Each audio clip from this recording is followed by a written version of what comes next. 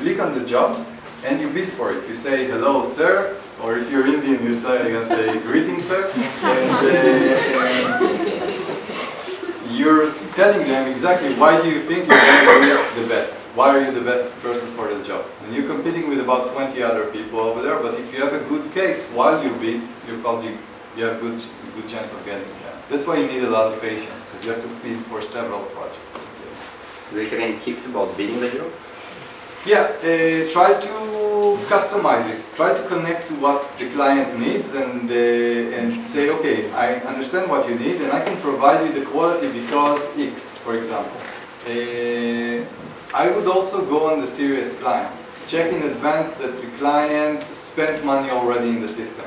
Some of the clients, you have those, what we talked about hiring, how important it is. There are people who are doing this as an exercise. They're saying, I'm going to hire, and you see that they have 0 out of 30 bids. They never hired a person, but they bid it 30 times.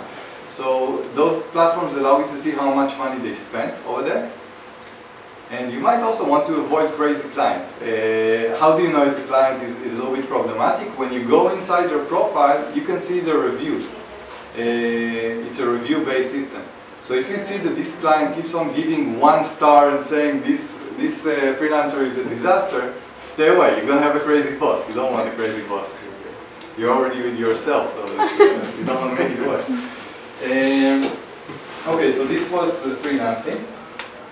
Any other questions about freelancing? We can also cover them later. Online business. This one is a lot more challenging. I have to say I love this one a lot more. I did freelancing and I'm still doing a little bit of freelancing because businesses take a long time to scale. It takes a long time. What I did with lingolearn.com, it's an online school that teaches languages. We're thinking about teaching Bulgarian. Although everyone tells me nobody wants to learn Bulgarian, I think I'm gonna start a Bulgarian campus hopefully. So over there we teach about 15 languages. Most of our clients are actually from Israel. Something that I learned when I opened this business, I thought I'm gonna control the world, everyone is gonna, and then you see that no, it's like fight for your small pond. Be the king of your small pond and is the best. Find the pond.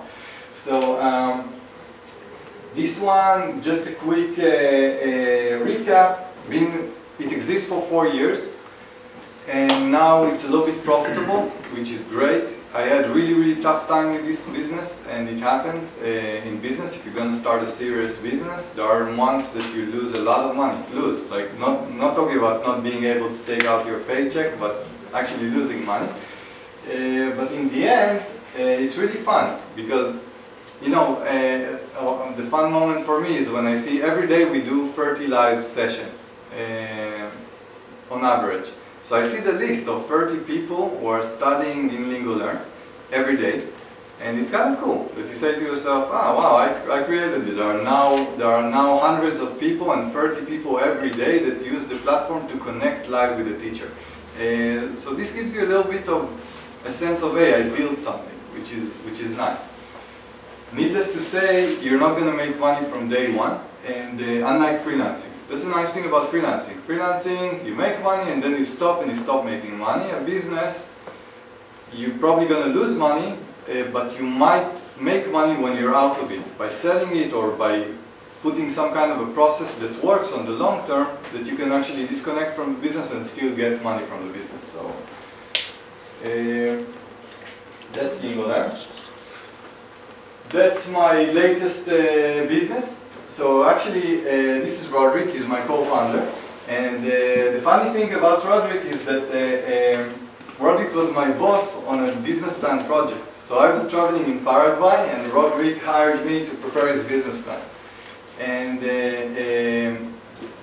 we got along really good in the preparation of the business plan. I told him, Roderick, when I'm going to start my new business, I want you to be a co-founder. Both of us are going to start together. This is one more of the advantages of freelancing. It's not always employee-employer. Sometimes you get along with people and you have more opportunities to cooperate later. So Startup Link, what we're trying to do, we're trying to build a global map. The business is called startuplink.com, a global map that maps all the co-working places, accelerators and startups in the world. We're launching in about 2 weeks, and actually if you can give me feedback on the site, if you are into the startup ecosystem, I would love to hear, because currently that's what we're trying to do, to get a little bit feedback to understand if we're in the right direction. This business is technological. Why is it different from LingoLearn? LingoLearn, what we did, we bought a Skype account, which is a little bit more advanced, called WebEx, and we started teaching from day one. So in LingoLearn, we had revenue from the first month, okay? And this is something that I recommend to all of you that want to start a business but don't have a lot of money. That's what I did with LingoLearn. In the mindset of, hey, this business is going to generate money from month one. I'm not waiting. This business is a little bit more different because it's technological, putting entities on the map and whatever. So for this, we got a minor investment. And I'm saying that this is a different model that takes a lot more time to get money. So a lot of people are sometimes confused when they start a business. Try to figure out if you're starting your LingoLearn or your startup link. LingoLearn is money from the first month and I'm going to sustain myself based on the revenue. Or you're starting a technological project that will require investment and a lot of money, and you're probably going to have to raise money from other people. So if you don't have that much money, open a LingoLearn in the beginning and then do the startup link, whatever your startup link is going to be. Some lessons from nomad entrepreneurship. It's hard to be on the road, but especially when you have businesses, businesses are like a baby in a way.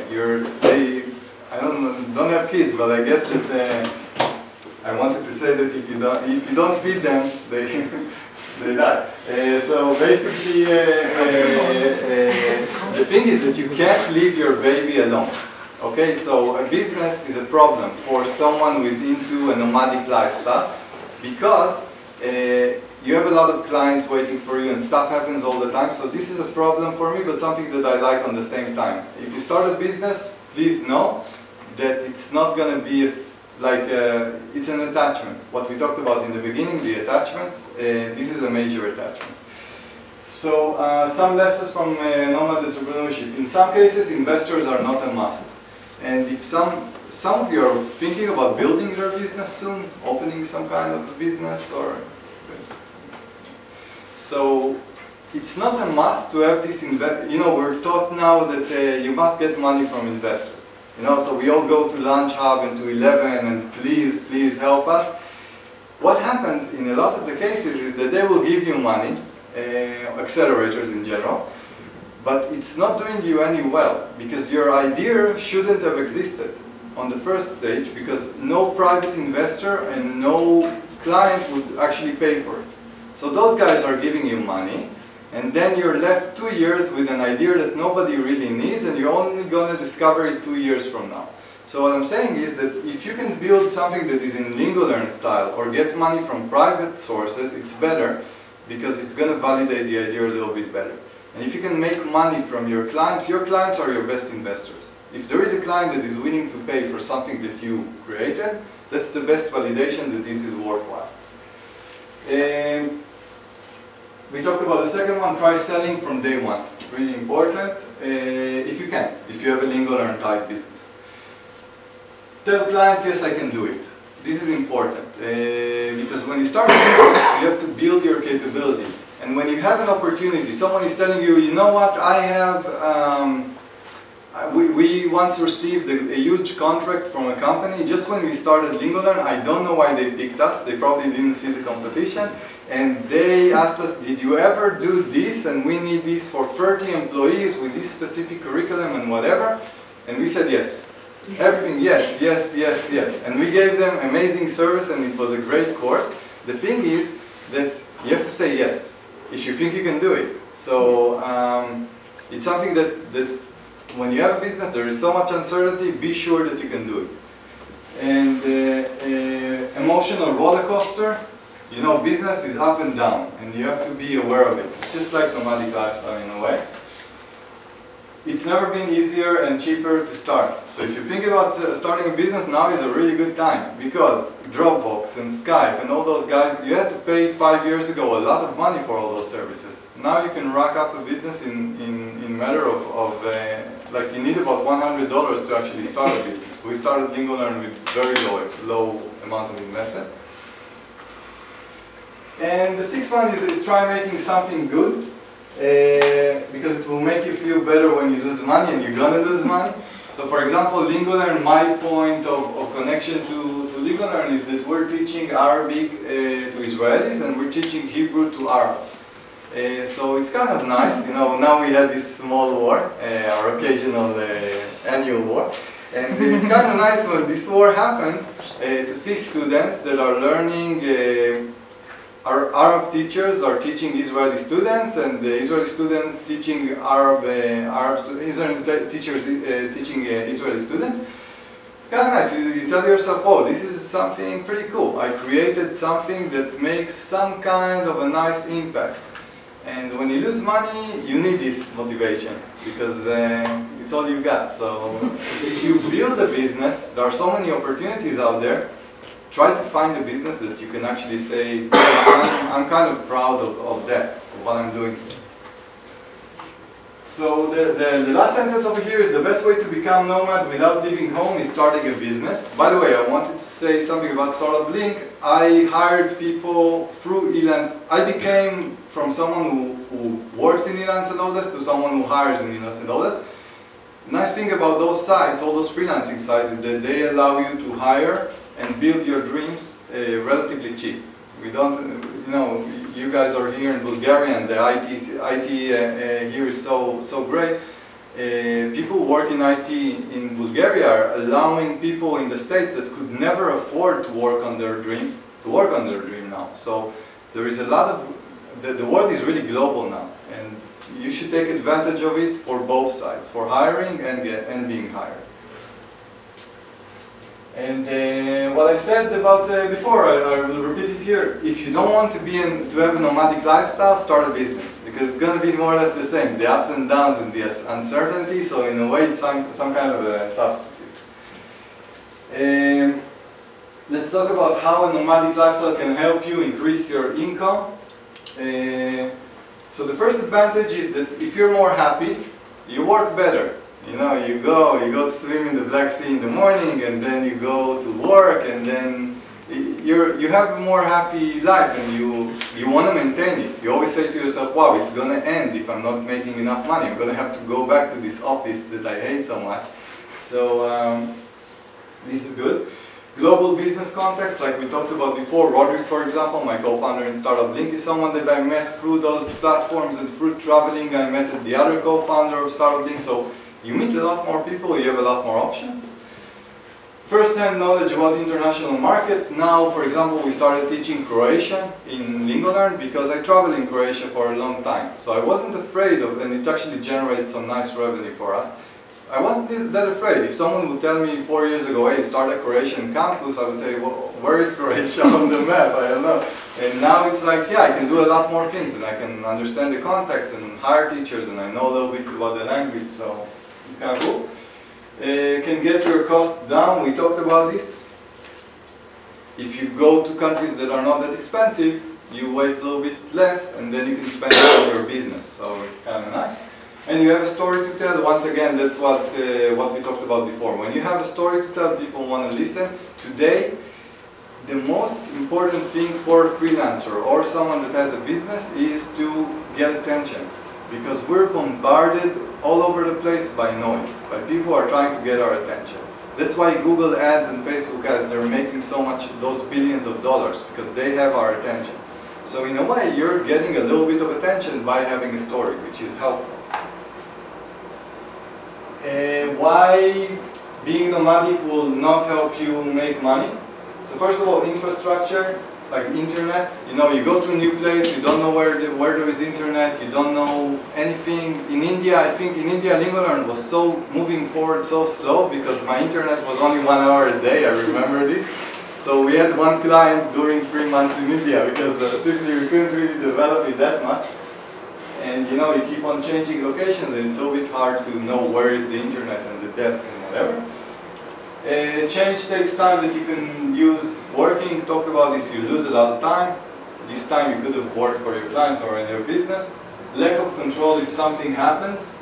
You know, if I have a problem now with a client in Israel or with the tax authorities in Israel or whatever, there is a problem. That's why I recommend, I'm going to talk about it later, to have a partner. But honestly, I recommend to have a partner whatever you do. It's one of the best lessons in life. If you start a business, have a partner, always. And clients and investors get a little bit suspicious, you know, because for example, if you have clients for a long time and now you're in Paraguay and later you're moving to Bulgaria and the time zone changes and every time they're like, what's going on? You're not in, so clients like stability. It's not a major issue now. I remember when I was in London, I was sleeping in a dorm, 14 people in the dorm, and I met my clients and they had those suits, you know, because I did business plans for them. They were business people. They're like, Eli, where are you staying? And I'm coming with a jumper and whatever. They're like, oh, we didn't imagine you like that, and told me I sleep in the dorm. And they're like, wow, that's weird. So, you know, there's a lot of ego in those games. And what I did, I opted out. I said, okay, I don't want to impress anyone. But it has a little bit of a cost, in a way, but not that big of a cost. My final conclusion is actually that this nomadic lifestyle will do more damage to your financial situation than will help you. So if you're counting only the money benefits, becoming a nomad is not a good idea. Everything with hacking costs and everything, you're gonna get a hit on the revenue front and on the focus front. But there is more than money, so in life. So now let's talk about how to become a nomad. Some practical steps. So before you start, what you have to do is you have to map your attachments, and then say, are those attachments worth it? So everyone can you know, all of you can make a list now and say, let's say I'm telling you all, guys, in 1 week from now, you're going to Bolivia. It's over, it's settled. This list will actually tell you why you can't do it. My list is empty. I don't have anything in the list. If someone is telling me, Eli, next week you're going to Bolivia, I'll tell him, okay, buy me a ticket, I'm going to Bolivia. But the question is, what are your attachments? What is keeping you from doing it? Usually it's can you give an example of attachments? Being a student. Students, yeah. But this is a temporal attachment. That's good. Yeah? What Family? else? Family, of course. Kids, relationships, a pet, a home, and a car. Start working on revenue right now. Either do freelancing, do your startup, work on your skills. Don't go to Mexico and start getting jobs as a freelancer. It's not gonna, it takes a long time. So you're doing your daily job now, even if you don't want to do this nomadic lifestyle, want to have a business, start working on the thing right now. It simply improves your chances of success. You have some free hours now, you can use them to build your next dream, whatever it is. And find a reliable partner. You will need backup, needless to say. But you have to pick your partner really good. A partner in business is just like a partner in a relationship. It can be the best thing or the worst thing. So you have to be careful, but it's important to pick a partner. Some things about while being nomadic, you started, you packed, you go to another country that you don't know. Don't move too much, which means stay in a place enough time to get work-life balance, some routines, and work well. If you're going to switch every week, it's going to be too much. Establish important routines. I have a list of 50 things in each base. What I call every place I go to a base. I have a list of 50 things, and what I do in every base is killing the list and starting again. So this list helps me understand what I need to do. Find a swimming pool. Find a co-working place, find some friends, find a cheap restaurant or whatever. It's a huge list, and those are things that I learned on the time that I need those things. Co-working, you got the pitch before, I think, but for me it's really a lifesaver. I did co-working in I think 15 countries or almost 20 countries, and that's the first thing I look for. Actually, I don't go to a place currently for a long time. I go to places for 1 week. I've been in Veliko Tarnovo for 1 week and in Bansko for 1 week. But if I stay in a place, it has to have a co-working place. And this is something that I check because simply working from home doesn't work for me. I need this separation. You might as well, so this is something very personal. Befriending locals is important. Why? Because it's more fun to know local people, and also they have the same schedule like you. If you're gonna start going, traveling and working on the same time, and your friends are tourists and they're gonna tell you, hey, let's go to do, I don't know, walk on this mountain in the middle of the day, it's frustrating. So find people with the same work schedule like you. This is something that I understood after a long time, because in the beginning when I started I said, okay, I need to talk to tourists. That's the most easy thing for me to do. It makes sense. And now I understand that tourists are totally off the limit. I need to connect with locals. You're not a tourist, so change the tourist mindset. Tourists pay a lot of money wherever they go because they have no time. They need the perfect vacation in the 4 days they're being tourists because they're going to work for a year after. You're not a tourist. Local transportation, no taxis, finding those cheap non-touristic restaurants, all of this is something that you have to do from day one. If not, you're simply going to lose a lot of money and not being able to sustain this lifestyle. Separate weekends from weekdays, something that I do. Work on weekdays, go traveling, go to Rila Monastery or to wherever on the weekends. I've been in Rila and Cinemorets, and but the weekend trips, not during the week. India, not London. If you start, pick a place that is cheap. I went to London, this was one of the worst things I've done in my life. I was like, whoa, like, no way I can see. I was supposed to stay there for 4 months and I stayed for 20 days and ran away like crazy to Croatia. So it's something that you should take into account. And take less risks. If you're traveling for so long, you remember I told you some bad stories that I have. If you travel for so long, some bad stuff are going to happen. So take less risks, and because you don't want that many things to slow you down. So I'm careful with my passport and stuff like that. I have some tips in the blogs about how to take a little bit less risks. Some resources that I recommend, and you probably know most of those. For accommodation, I currently use Hostelworld. For hostels, Booking.com is great. It wasn't that great, now it became really, really cheap and a great site. And Airbnb to stay with locals, pretty cool site. Social, you know, we talked about it. You're going to a place, you don't know anyone. Couchsurfing is a great site for meeting locals and tourists. And Meetup. You don't have a Meetup group in Varna, so if one of you wants to start, I'll be very happy. Usually in Sofia you have Meetup.com is a site where people are doing meetups, weekly meetups, and then you can extend your network, and it's pretty cool. In some countries, like in cities like Berlin, you have about 30 meetups and you have a meetup every day, so you can just do lots of things. For work, I recommend Elance.com and Odesk.com. Elance, there is a coupon that you can use, www.elance.com, join Eli, and this coupon will give you more jobs to apply for, because at some point in Elance you have to pay those guys to apply for jobs. This will give you about 10 more jobs to make it easier for you to get the first jobs. And let's do 3 final suggestions to complete this discussion. So things that we talked about before. The first one is if you want to do this nomadic lifestyle, wait for an opportunity and grab it. Okay? So basically, it's not, my motto here is not like I'm killing everything and I'm going for it. Maybe they will fire you and your relationship will break on the same time. And what I'm saying is, when it happens, don't panic, then do it. Like, you don't have to do it forcefully, but life gives us opportunities all the time. Do what you like is really important, and I think it's a question all of you have to ask yourself. Do I do now something that I like doing? And if not, you know, a little bit, what's the point if you don't do something that you like? And with so many options out there.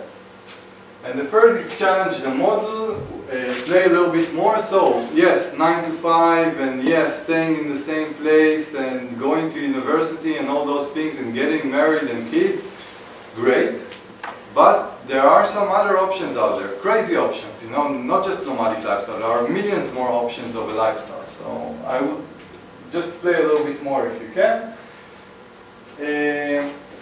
So that's pretty much it. The conclusion here is difficult and complicated, but possible. My email, if any of you want to ask me questions. The blog is pretty cool for a lot more extension of all the things we talked about. And if if you want, you can start a list now of, I'm going to send you the ebook of all the topics we covered here. So if you want to start a list and write some emails, I'm going to send it to you. And then maybe if I do another lecture in Varna about another topic, I'll let you know. And that's basically it. Thank you for coming.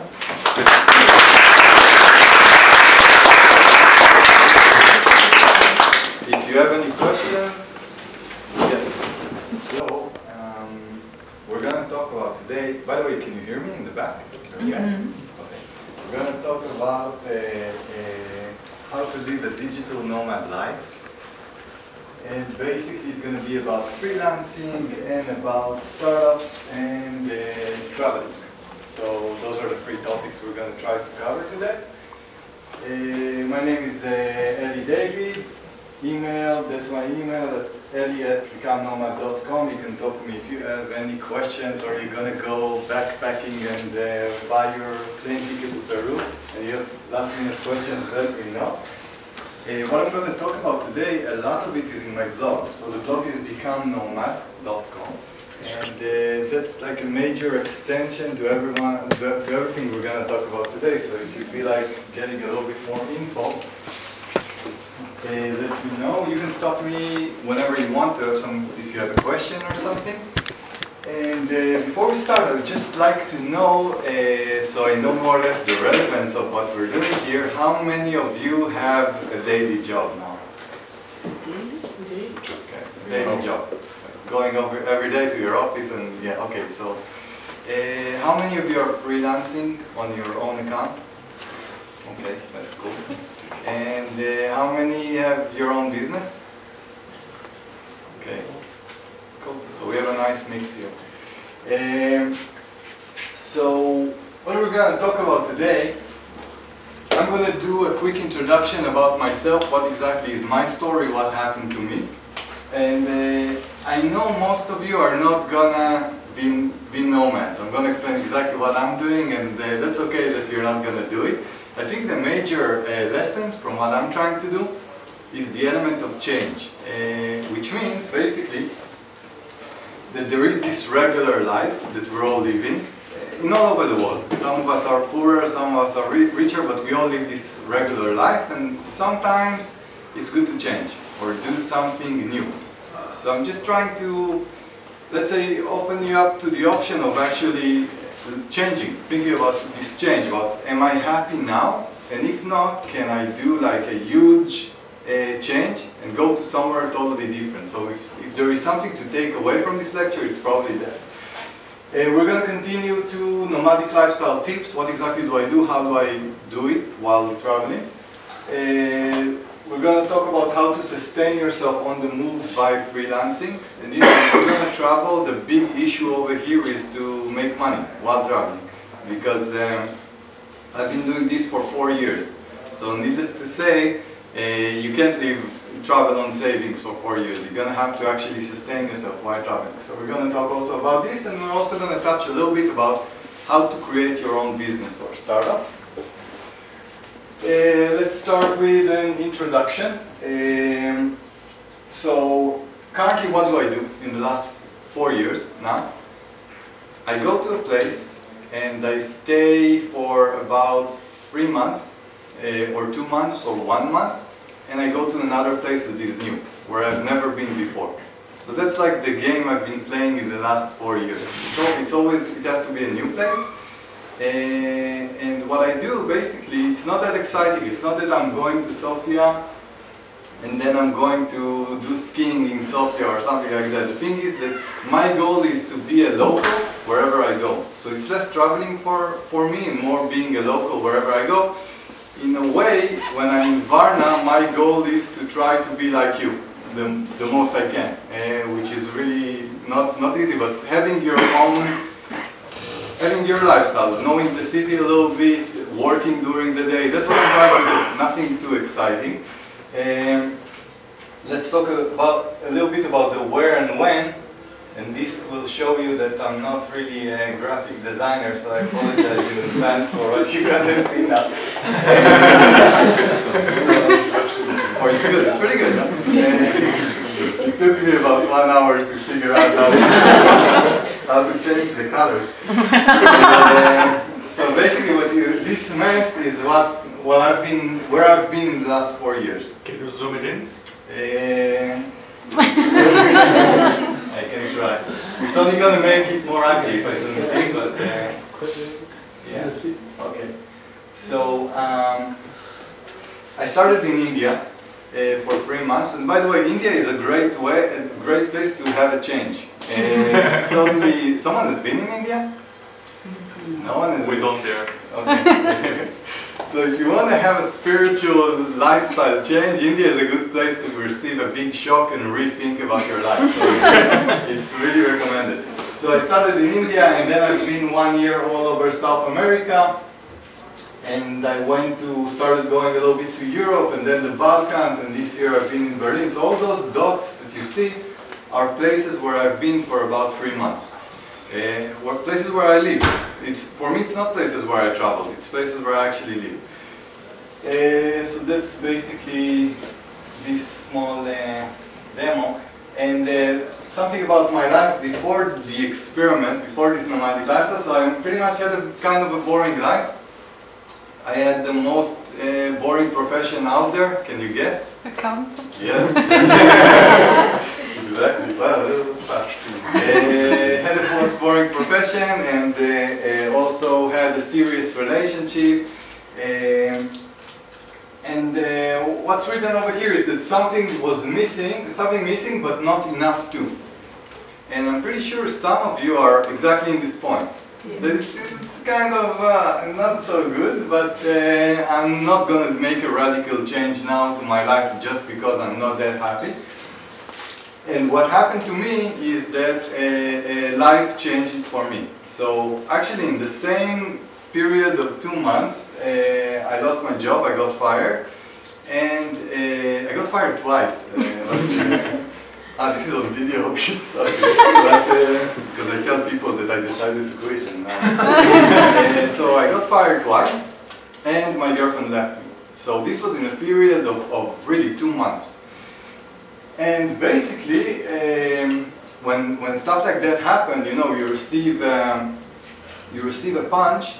Your first instinct is to say, okay, how do I get a new job and get a new girlfriend, right, or boyfriend or whatever. And I decided that I'm gonna use this opportunity to actually change my life, because there is something nice about losing everything you have. Do you know what it is? Freedom. Yeah, exactly. So when you lose all your attachments, you're free. You can do whatever you want. You're flexible to do whatever you want. So that's what I did, and then I started this thing about this nomadic lifestyle, because I always had it in my head that I'm more happy when I'm traveling. So I decided to go for it, because life gave me the option to do it easily. I didn't have to quit on a job, didn't have to leave my girlfriend. It was all prepared. I'll talk a little bit about the advantages of being a nomad. The first one, that it's fun and it wakes you up. You know the feeling of going to a new place where you haven't been, yeah? So Varna might be a little bit boring for you because you stay a long time here, but imagine going to Varna for the first time, and then going to Bucharest for the first time, then going to Bosnia. It's kind of a nice energy of,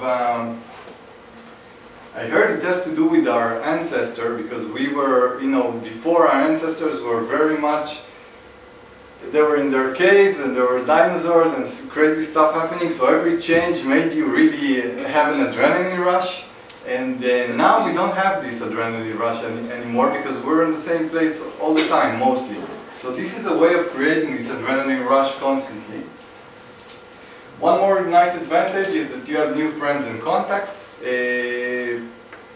You go to a new place and you get a lot more new friends. Your circle keeps on changing. So I was not that social before, and since I started traveling, I now have friends all over the world, which is kind of cool. It has a downside to it that you're gonna leave everyone after a while, but that's another thing. One more advantage is knowledge about the world. Before I traveled, I didn't know anything about the Balkans, I didn't know anything about Bulgaria or Paraguay or whatever, and now I'm like, You know, the government resigned, and so I'm really, the banks are going to collapse and take the money. So those are things that I would never imagine knowing before, and you have a lot more information about the world, which is pretty cool.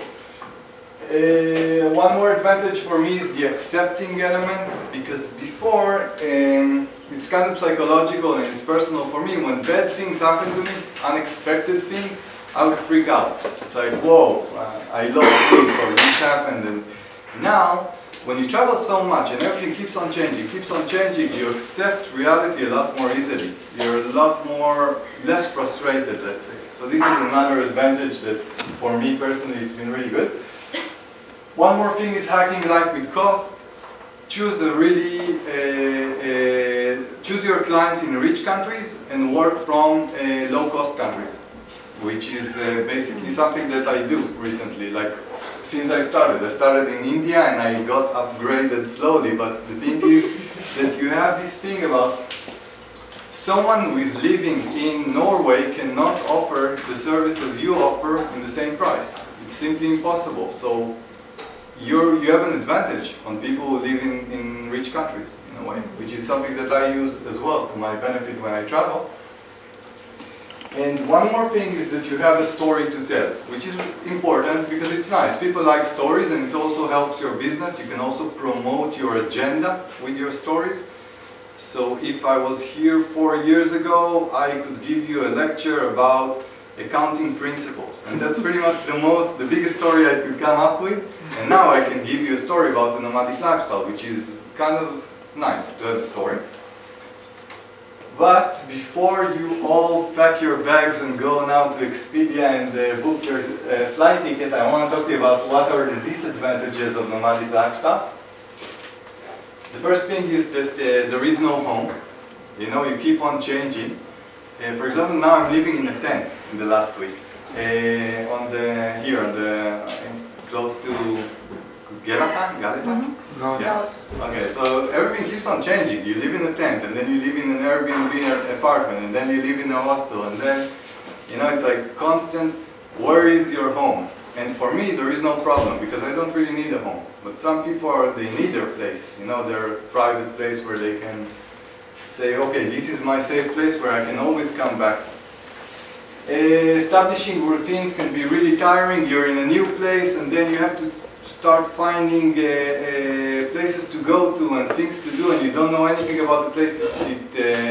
We need routines. For example, it's not like I'm going to a place and then I'm saying, wow, now I have all day to explore. You know, if you do that, you will go a little bit insane. You need to structure your day. Everyone needs to structure their day. And it's kind of hard to structure your day when you're traveling. The third disadvantage is what everyone is talking about, the loneliness and separations. Wherever you go, you say goodbye to the people you met when you go to the next place, and you're always going to have lonely moments. It's unavoidable. Not important. It doesn't matter how social you are, you get to a new place, you don't know anyone. And you might not be lucky to meet people, because meeting people has a lot with luck and timing. You might not be that lucky and you might stay alone.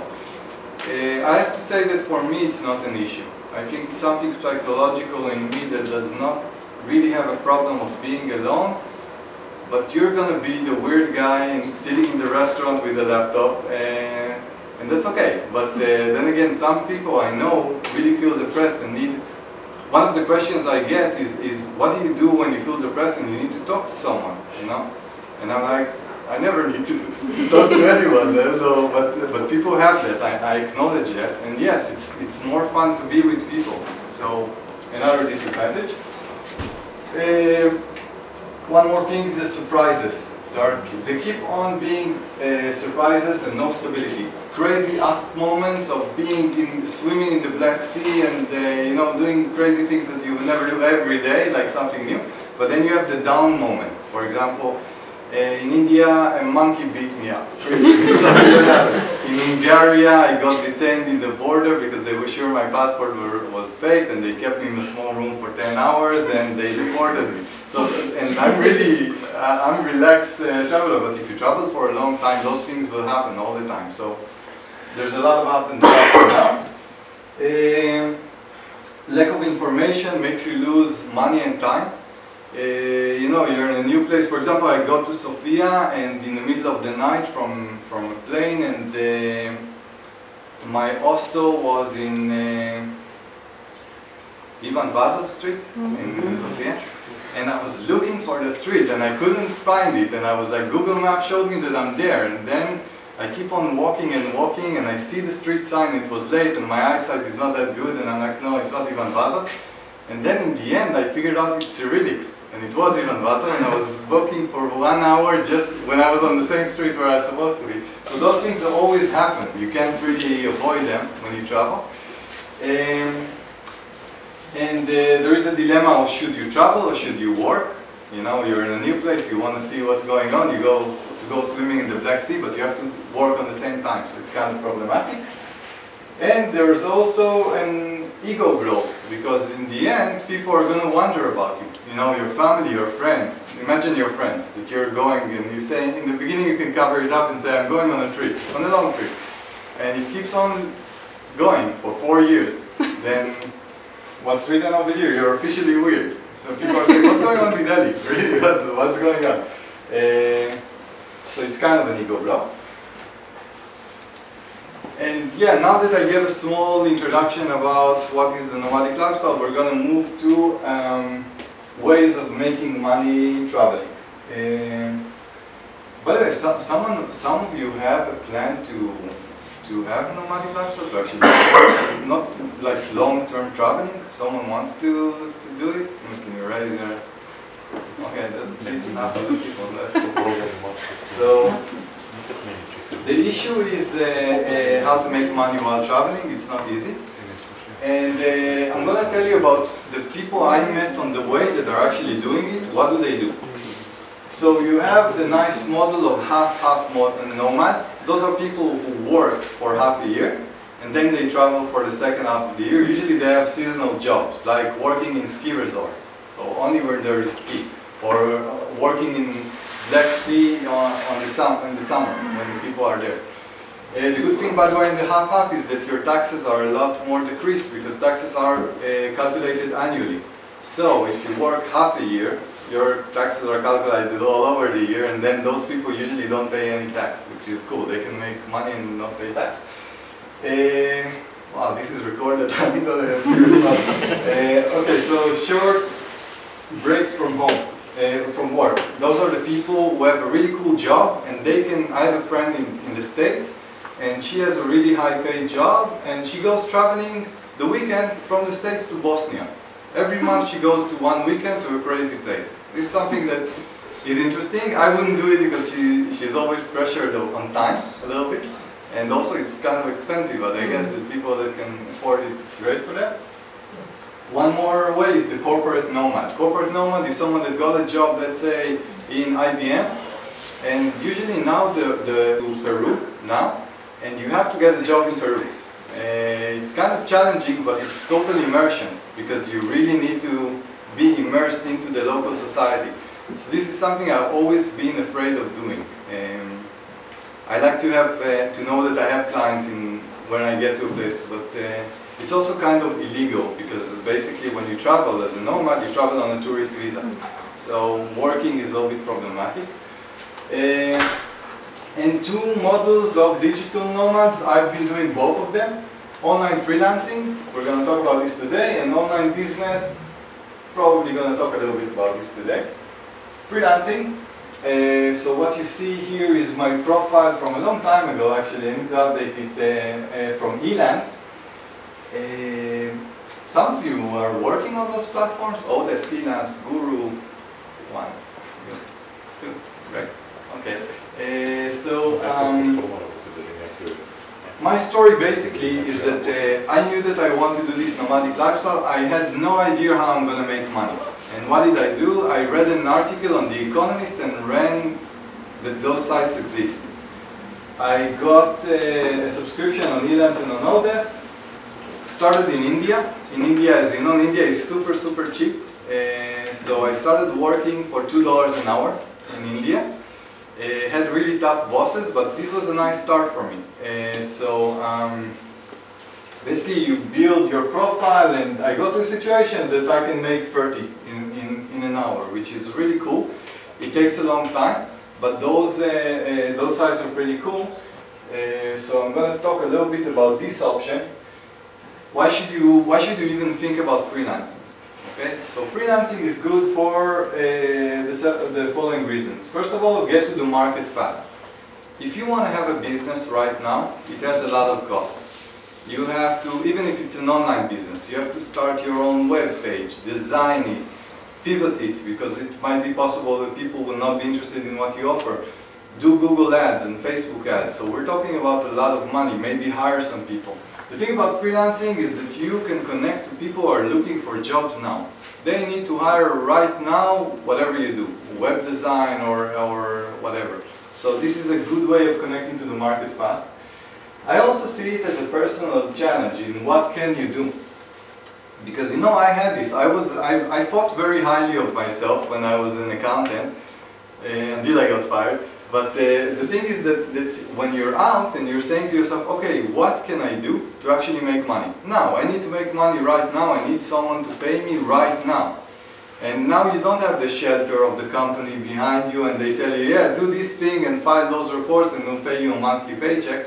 It's actually good to train yourself and trying to figure out what you do well enough that clients will pay you directly for it. So it's a nice experiment that I recommend just for understanding a little bit what can you do. And also to increase your self-confidence, that you don't need the shelter of those big companies. It's not like they're a must and without them we're all going to starve. You can do your own thing.